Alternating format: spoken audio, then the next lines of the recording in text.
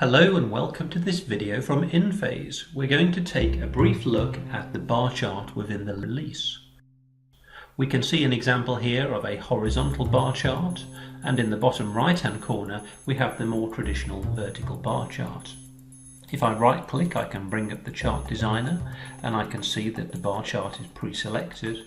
I have a number of sub-options available to me. The traditional display, I can choose to stack my data, and I even have the 100% stacked view where I can then see the individual component parts. Alternatively, we've already seen an example of the horizontal bar chart, and that can be selected like so. In terms of the properties we have available for configuration, there are the usual ones such as the colors, the legend, the axes controlled data points, and for example, do we want to display data labels? So we could, for example, turn data labels on, simply displaying the values on the chart. There are also some specific values available for configuration. So here, for example, we have the appearance. Do we want a border around the bars?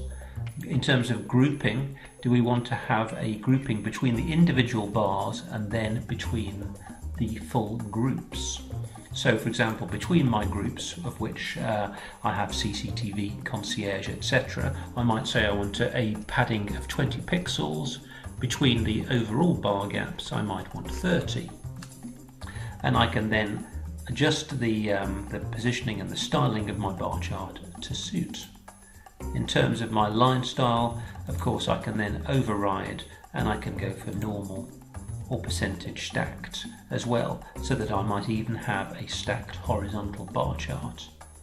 If I went back and had a look at the three-dimensional option that is available to me, let's have a little look at one of those. That's also configurable by the user, so we can then control the angles of rotation. And so if I go back into my properties and I look at my specific options, you can see here that I can control the X and Y rotation angles. So I could move that accordingly, and just setting it back there so that we can find the best angle to view the data that we might want to find. Where you've got multiple data series, you can choose whether to include those on or off. So what kind of data works well with bar charts? Well, it's really the kind of data that we're seeing here. So aggregate data over a range of different series. And for the stacked bar chart, if that's then further broken down by a sort of a secondary dimension, that works very well.